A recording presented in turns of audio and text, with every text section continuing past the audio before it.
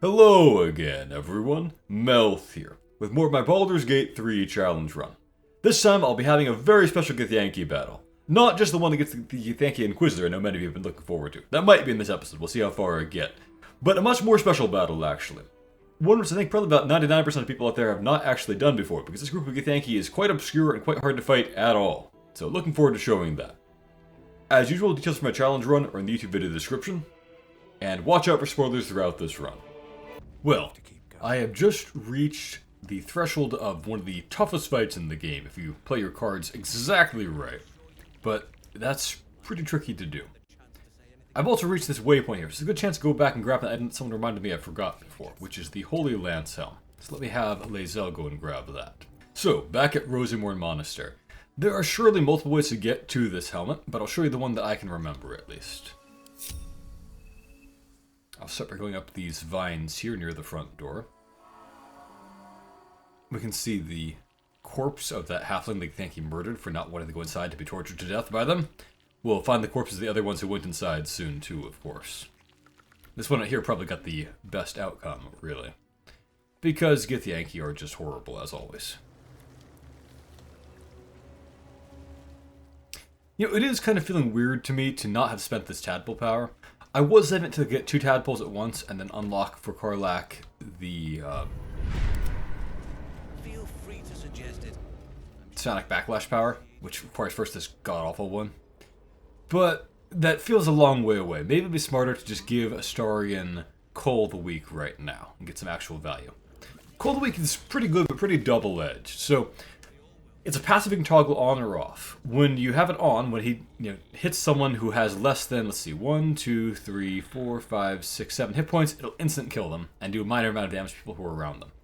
The reason that is not all good, though, is that it doesn't count as a kill for purposes of Bloodless Elixir, or for his cloak that gives him invisibility.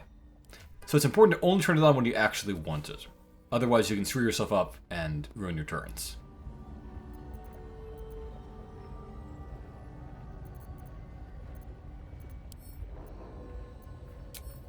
So there it is on this bar, and we'll think about when to actually use it.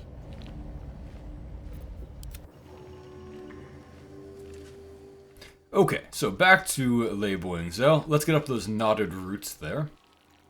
This should put us up with the blue jay, I guess, and the eagle's nest. Yeah, there's the blue jay. Neat. I wonder if he has something to say that we've given him this nest that he claims was his, although it clearly wasn't. Let's give her an animal speaking potion. We have a bunch of those. I will be heard. Bet these eagle corpses will scare any more of the big wing bastards away. Okay, not too much to say there. Very well. Let's throw out a feather fall. And enhanced leap on yourself. And let's not have them follow us. And hop on over there. I think they're, yeah. Pouch. Okay, just a potion. I don't know if it's random or if it only has that one potion ever. And then if I go over here, I think I can jump over to where the Holy Lance Helm is waiting. Neat. So the Holy Lance Helm is a good, but maybe a little bit overrated item. Let's compare it to a Dark Justiciar helmet. I think they're fairly comparable, all things considered. So both of them, like most medium helmets, give +1 Constitution saving throws. That's appreciated, sure. And then the Dark Justiciar helmet just kind of makes you a little bit more resistant to saving throws when you're in shadow, which is probably a good half the time, roughly. Whereas the Holy Lance Helm is when enemies miss you with attack rolls, you can then make them have a saving throw or take a minor amount of damage. Now, I would say that's probably overall a little bit better than the Dark Justiciar Helm, just because enemy attack rolls are much more common than enemies making you have saving throws. But both have pros and cons at the very least. What I will say is good about the Holy Lance Helm is that it combos with other items in the game that do things like inflict Radiating Orb when they do radiant damage. Like, for example, the Luminous Armor, which is, for the early game, a genuinely very good piece of armor. It functions like a +1 breastplate. But it also, when you do radiant damage, which you now do when people miss you sometimes, it causes Radiant Shockwave, which is basically an AoE application, I believe, of Radiant Orb, and Radiant Orb is in the debuff to their attack rolls. So it kind of stacks with itself, even. You know, they miss you, they get penalties making them even worse at hitting, so they miss more often, so they get more penalties and take more damage, and so on.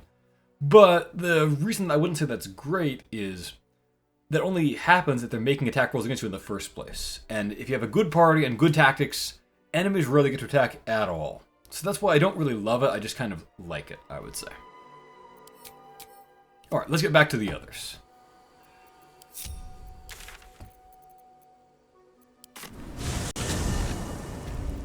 So coming up, as I think I mentioned before, is one of the most obscure and hard to have battles in the entire game. If you want to do this battle, you need to do exactly what I'm going to show here, or you can mess up your game, or just lose a chance to do the fight. So these two out here are kind of pushovers. I want to pull them into a fight with the whole army that's in there.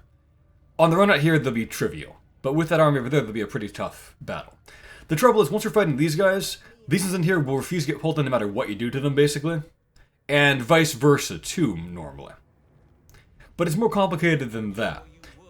There are some guys in here that are pretty easy to fight, but there's a squad of 5 powerful Githyanki that will just be dismissed in the cutscene and then will run away, and you can't stop them at that point. Doesn't matter what you do, they will ignore attacks against them, they'll clip through walls if they have to, they'll disappear eventually. You cannot fight them if you don't provoke them super early. Now, one thing that I tried doing at one point was breaking down this door with attacks. That avoids triggering the cutscene, yes. And then you can shoot in at one of them and hopefully aggro them that way. But that causes fatal bugs. See, on the other side there, standing there right now, is the Inquisitor boss. And he'll just end up staring into space there, doing nothing during the battle. Then when you open the door to get to him, he'll immediately aggro without his proper cutscenes and cinematics, chances to talk to Vlocket and things like that. And so it'll be both a really boring, easy fight against him, and also will screw up everything else that can happen in the subsequent room. So it's important not to do that. So I'm going to demonstrate here the only way I've found that I can actually have the toughest possible fight here with that group of Githyankis before they run away, pulling these in too, and having things not bug with Wargas. Let's ungroup these guys first, I think.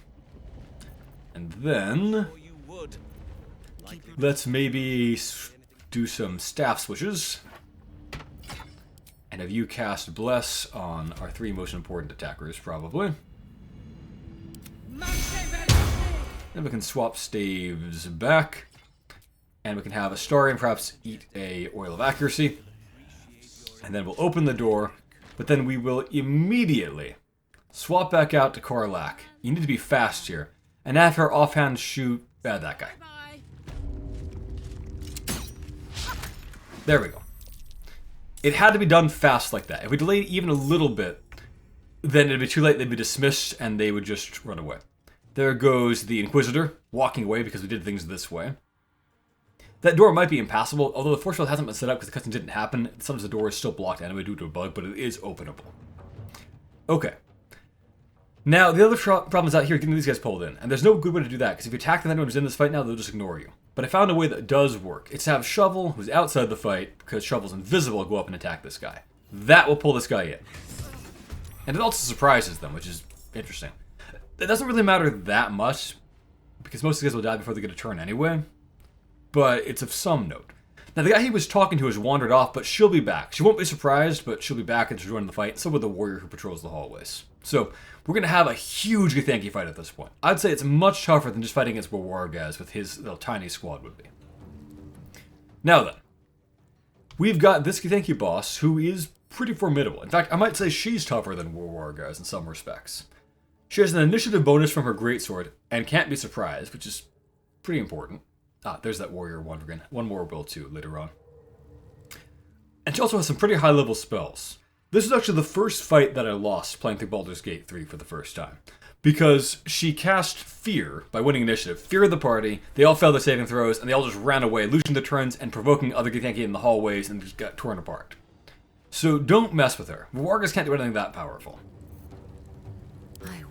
Well, I think we should probably throw a Void Bulb, maybe, to pull these guys together. But actually, one thing first. Let's get a haste set up. Let's have... Ah, there we go. Yeah, there's the raider. I knew it would show up at some point. Let's have you run in there.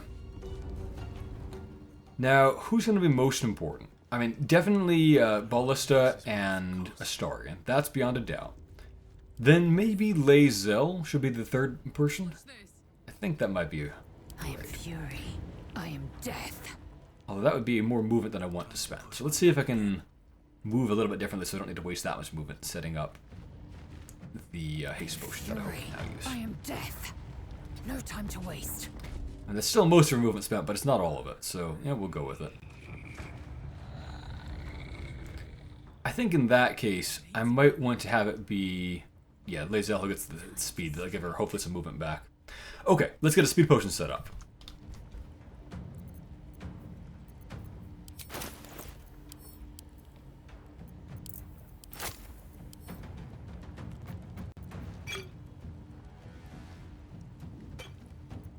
And then I was recently reminded of a useful trick by a commenter, which is that you can have Halo of Spores puncture one of these potions for you, which is just very efficient for your action economy. Nice. Okay. Time to strike. So we probably want to have Lae'zel throw out a Void Bolt and see if we can pull more of these guys together. They're already pretty well grouped up, but if we get that one in the line of fire too, that would be nice at least. And ideally, they end up grouped together where they get easily hit with That's all that matters. a single water bottle, which would be just very efficient if we can get it to work. It's not the biggest deal, but it would be very nice.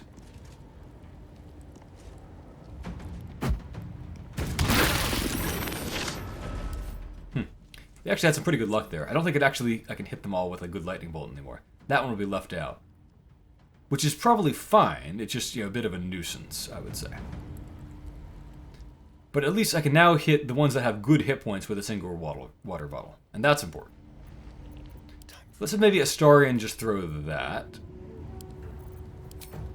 It does feel a little bit painful to have him do that rather than attacking, but, I mean, no attack he can do is going to be as much damage as this water bottle will effectively inflict.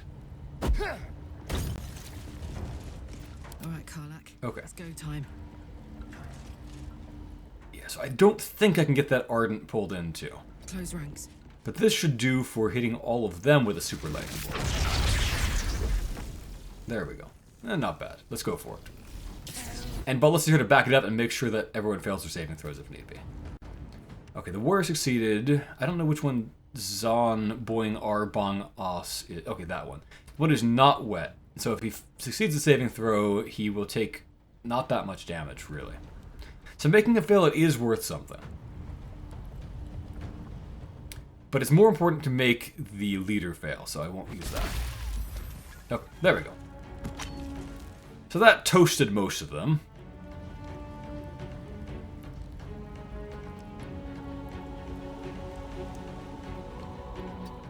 Karlak is about done, I think. You can parry, I believe, just like a warrior can. If we kill off that wolf, that would free up our ravens, but I don't think we could really do that, realistically. Actually, oh, the ravens are getting a chance to actually go anyway. Nice. I like when that happens, sometimes, randomly. We'll think about who to have them attack. We probably want to just find a way to take out the warrior, or especially the raider is the most important, but we don't necessarily want to have the ravens get killed in the process either. So that, or get everyone covered through this door, or covered by darkness or something like that, so they can't get to us until we have a better opportunity. Well, so much for peace. Well, if I just poke you to death with hexes and things like that, that could be pretty efficient. Let's see if I can do that. So I'm going to hex you. Then I'm going to poke you, and this will, with any kind of decent luck, we'll just get a kill. There we go. Can't parry that. Can't parry one of these either.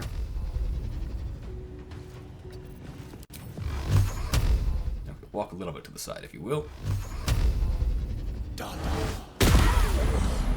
we go. That was pretty well calculated. A sergeant should be able to finish that off with a single shot with any decent luck. If he's allowed to walk. There we go.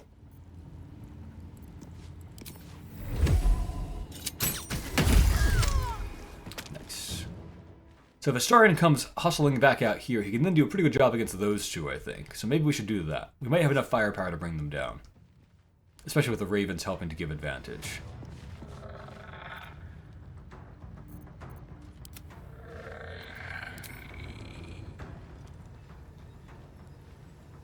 I can't get to the raider, though. That's unfortunate. Okay. Let's go for that, see if we can waste his parry. No, we can't. Very well. Let's see, can you waste his parry?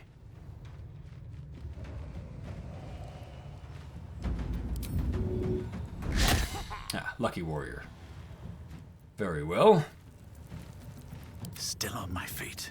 You've still got an action. You've still got some decent movement. But I don't know if you can actually get close enough to do anything to that guy. So maybe better just have you go for like that wolf or something like that. Or just for like this raider out in the hallway. Best be on my way.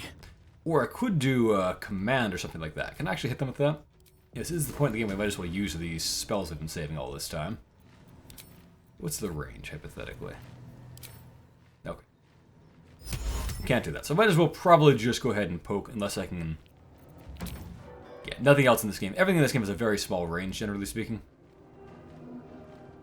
That might work. And Astarian's in there, which is unfortunate. I might need to rethink this a bit, but I'll sit on that idea. This feels good. For now, if you shoot that guy, you can maybe shoot an acid arrow at the same time or something like that.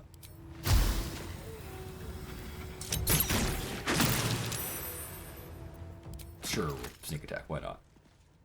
Okay, that guy is at least acided, so that's pretty good for us. Swift. You've still got an action, so you can throw an object for decent damage if you can get over there. Can you get over there? Maybe.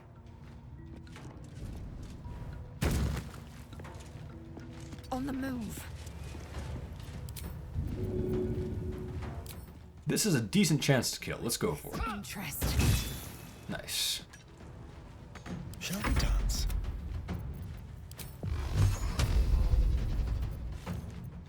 The dance macabre.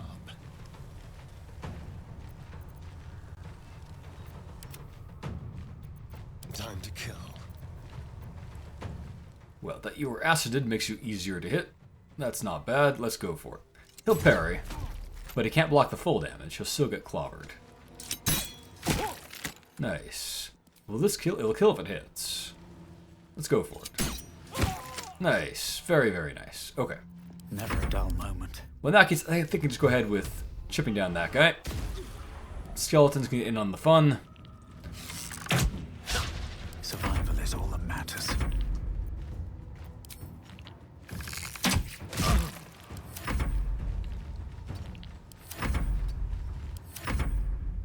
I think you can see that the surprise round barely mattered because, like, at most one of them would have had a turn, and I could probably have prevented that too if I wanted to, with just having a star and, you know, command him or something instead. So the surprise round was kind of a necessary evil because these guys pulled into a fight together.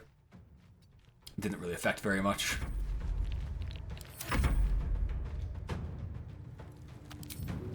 I guess you guys could dash in there and then maybe take a shot next round or something like that at the wolves. Let's go for that.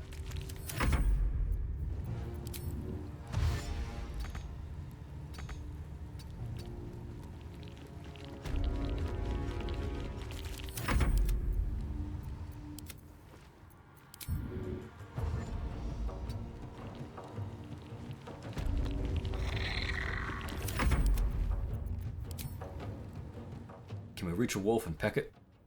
If so, we might as well. This is the one that's about to get his turn net, right? Okay, so we actually get some value out of blinding them. Let's go for it. Darn it, ravens! They all had terrible, terrible aim this time. Okay, we might need to have Astarian use his click heels to dash in there. On the way.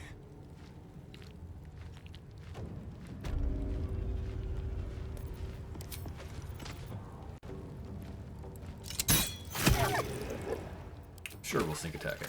Okay. This is a kill if it hits. Nice. Making this easier to land.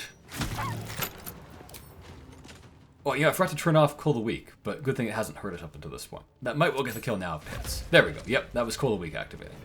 Isn't the one pulling the strings here. Let's get going. Alright. Well, that was one of the hardest possible fights in Act 1 taken care of, with style, I would say. Oh yeah, haste wears off. Let's loot everything and send it to camp, and then we'll decide whether to go after the Inquisitor next or other Githyanki first.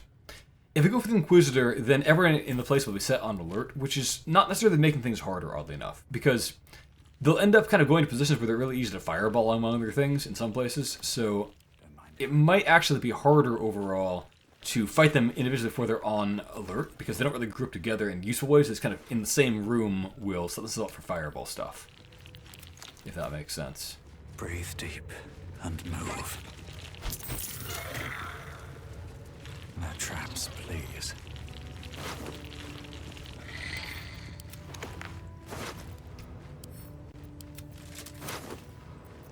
Eager for battle. All's well that ends. Well, not as bad as it could have. Need to find a way forward. Something good here. I hope. We'll loot the captain's quarters here. Sadly, we can't learn anything from this map of the Shadow Curse lands on the... Oh, is it not there? Oh, it was destroyed by lightning bolt. Usually there's a map of the Shadow Curse lands over there, but you can't learn anything from it anyway. You can't look at it, you can't mark locations. Maps in general in this game just don't really get used very much, which is, I think, a little bit of a minor missed opportunity. It would be cool if we could see some of these places ourselves and just, like, that would reward our exploration of the world with learning things about upcoming zones and things like that, potentially.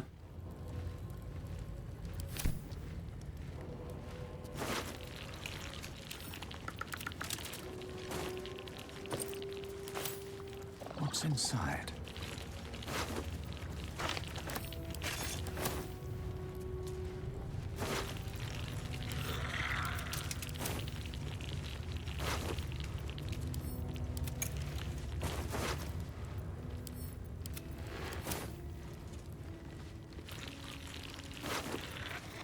This is the shard that opens up that gate if it gets sealed, which it usually does, even if it doesn't look like it's been sealed.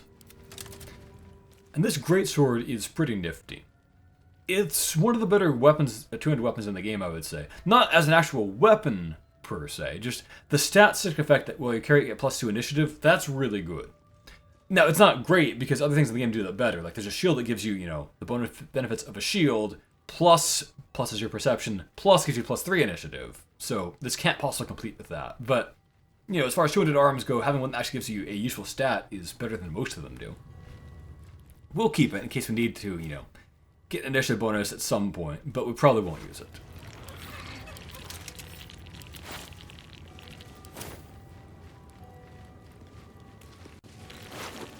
Alright, I think we got all of these. So over here, they tortured and killed the halflings and fed their bodies to wolves, because Githyanki are just tall goblins with slightly more stylish wargs.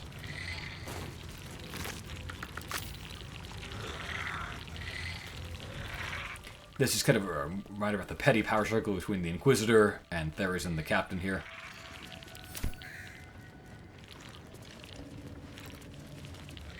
I wonder, is this actually a force field or not? Sometimes it is, even though it doesn't look like it. Let's just check that. Can we get there? No, we can't. Okay. So it is force fielded, which is a funny little bug. But at least the Inquisitor's not waiting on the other side and isn't bugged himself. So that'll be fine. I think I will save him for later. I'm going to go after some of the other Githyanki groups and fight them while they're in a more challenging position.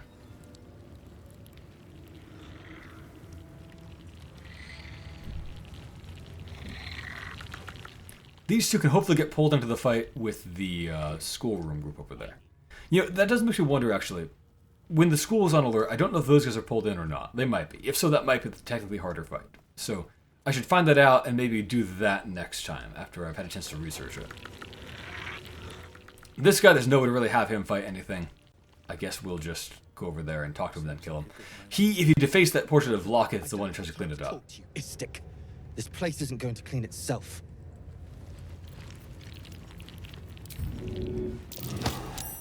Give him a fighting chance to at least get a turn if he rolls high in initiative. Have one. Well, he didn't roll high. I wonder if this is worth the cost. I can't... Oh, I used my bonus action. That makes sense. Okay, very well.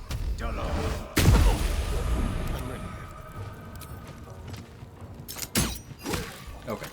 Nothing hurt. There's no way to really have him be consequential. More for me.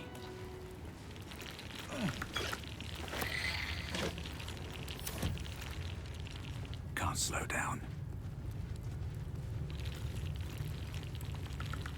Alright, so this portrait of Lockett. This imposing portrait depicts a powerful, Described as a small portrait, although it looks pretty big to me. undeniably regal in her mien.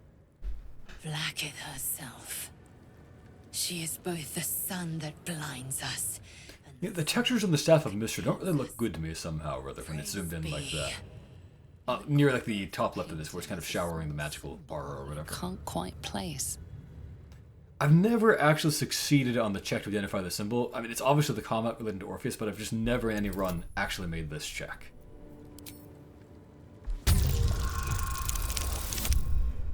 Not going to be this time either.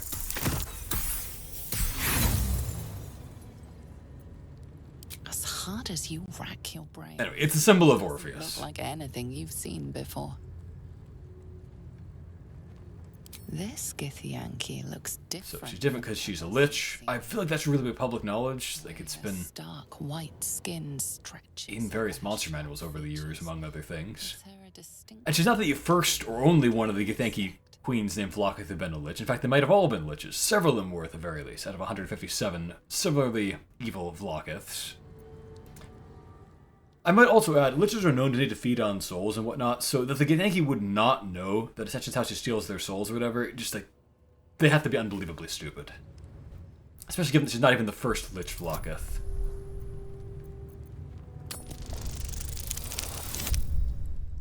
Not rolling well, but that's an easier check, so there we go.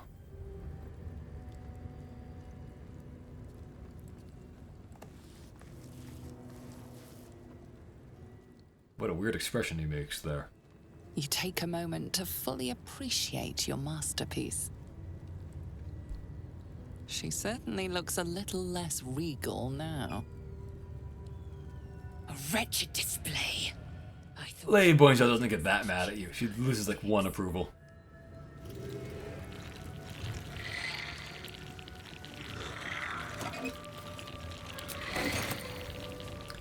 Alright, so over here is the Hatchery, where we can get one of the eggs to then give to that fighter who wants to give it to the Society of Brilliance. I will not do that though, because if I do that, they all die as far as I'm aware. And I want to actually see what happens if they're alive. 15 eggs at the very least.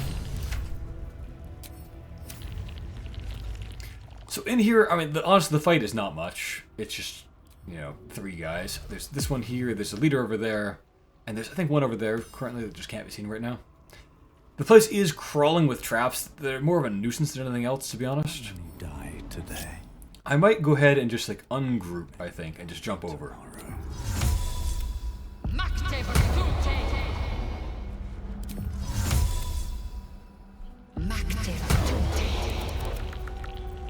What to do? Okay, might need to jump there instead. There are traps on this area too, I believe. Maybe I can disarm those.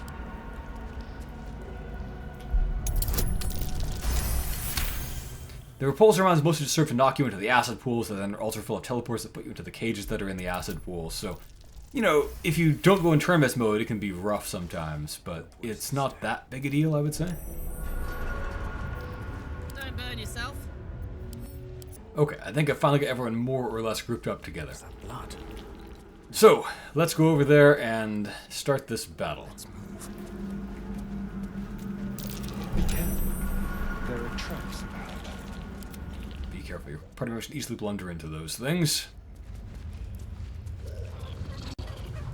You can tell Kithrak Therazin that my So, position has not changed. Therazin wants to kill this egg because it hasn't hatched or whatever. I guess because it's a super egg that'll become like a prodigy Ultra Githyanki that can kill off an entire I was not expecting an building full of people. What brings you to my hatchery? Someone with orders from our commander to destroy this. Well, the good news is the commander is Almost dead. all of the eggs in his clutch have hatched. We await only one more, which is taking its time. Most caretakers would not give the child its fair chance, but I shall. There could be greatness in that shell. And he's completely right about that, of hope course. in his voice is tinged with weariness. It's the voice of a man who's fought the inevitable for a long time.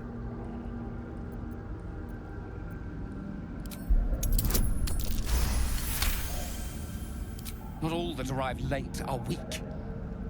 I created this entire hatchery, despite being the last of my clutch to hatch. Don't get too sympathetic, though. He'll be mumbling crazy Githyanki nonsense to it about asking, don't you want to come out and fight with your brothers and sisters? And things like that, so... He's a Githyanki about as bad as all the others.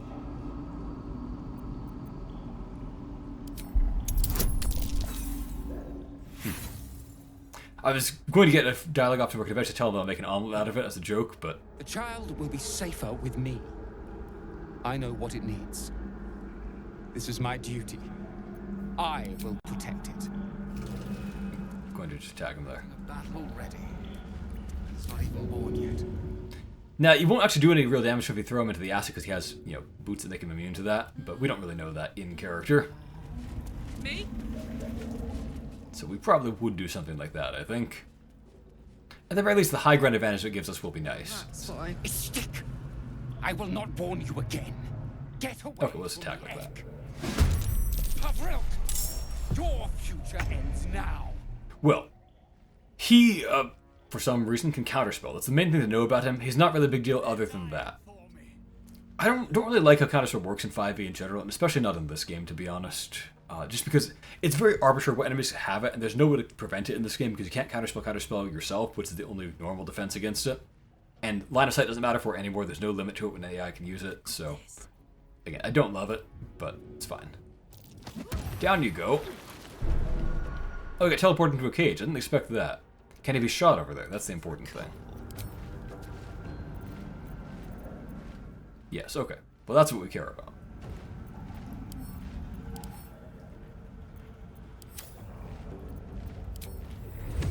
Do any of the ravens have a chance to get down to him and peck him? Well, I don't know if they can get him, but let's try it. Nice. Okay. I like my odds of killing him efficiently much better now. Sure, we'll sneak attack critical hit him. Nice.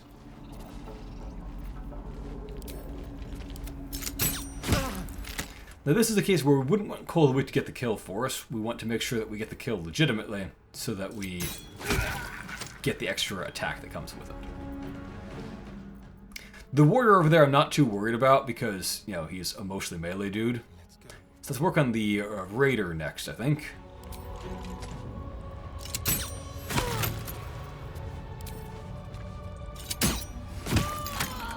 Very nice. Victory awaits. In my best interest. Yeah, I'll parry that, but he still takes damage, so that's fine. Interestingly, he also gets to parry the necrotic damage portion of it somehow or other, I guess. As I said, these guys are really not that much of a fight. You just need to clear out the obstacles, and then they're pretty easy.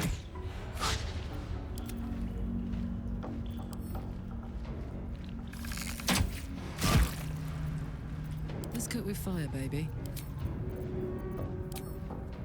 Got it. No fall damage for that one. That's fine. I won't give in. Have to keep going. Done. Pretty easy. Wretched thing. I might have Lae'zel be the one, both because it makes sense in character for her to be the one who collects the egg, and also because out of character she's like the best jumper and feather faller and would be less of a nuisance. Have her get around and grab the egg and things like that in here.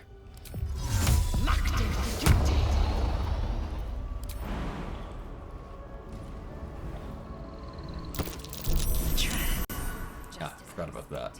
My eyes grow heavy. No, we're not making camp, Lae'zel. That's not happening.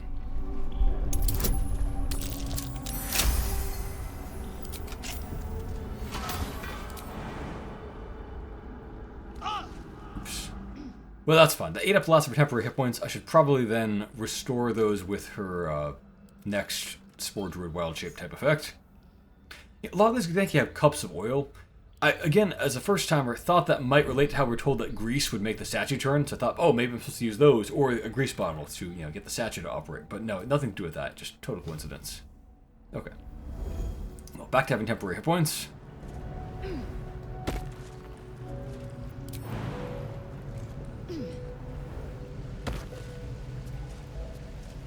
We will more carefully this time. Jump like so. Drag it up. Pick it up. That encumbered her, so she can't jump very far, but she can probably jump far enough to get over there. Oh. Oh, it locked the cage again, even. Irksome. A minor hindrance. Alright.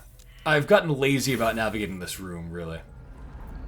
I'm just trying to get it over with, rather than do it efficiently.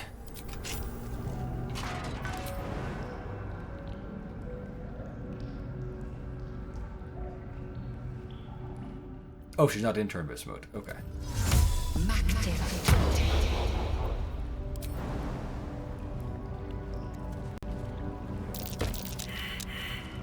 Objective noted. Alright, let's get over to Ballista and have him perhaps loot that guy over there, the raider.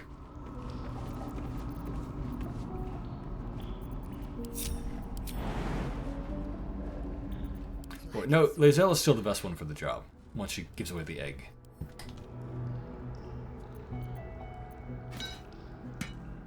That is heavy.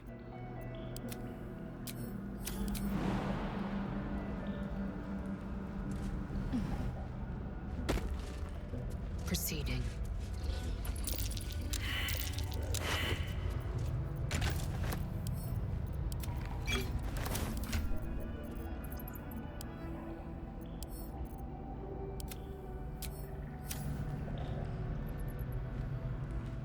Now, the Caretaker has boots that make us immune to the acid, but doesn't do us any good when they're on his feet.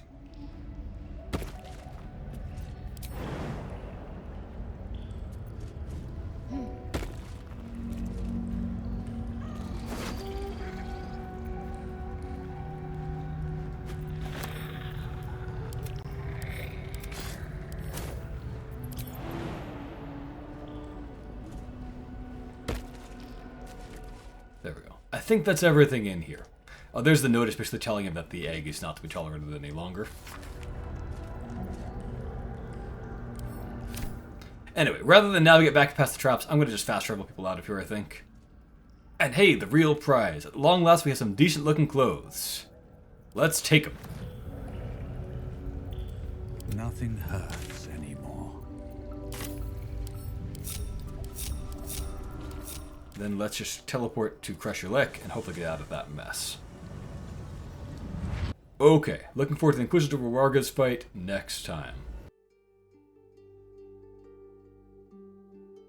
Thank you for watching, everyone, and a special thank you to my Patreon supporters. Master Knight DH, Jackie and Lino, George Grin, Travis, Carlo Andrea 97, Cthulhu's Mom, Andrew Curzon, Troobsy, Skillrap, Gregory, William Wakefield, Danny Hall, Jeffrey Morse, Josh Becca, Jack, Mashas01, Jacob Marshall, Nubiana, Till Fisher, Discord Colossus, Nicholas Schmuck, Kostya Nasarovich, Luke, Goman Blackrock, Dodo King 4, Marcin Bialik, Maveth, Techno Waffle, Nebular, I Loop, Michael Francis, Emperor Kong 420, Robin Maki, Mick and Balls, Daniel Sedajicado, Stiljan Flanny, Micah Marie, Christopher Allen, Stefan Van Zyl, Eddie, Wendy, Ali Kasamoglu, Lucas Riverola, Skylar Sauce, Nick Myers, Bethany James, Emp Ninjas, and Prebin. Have a great day, everyone.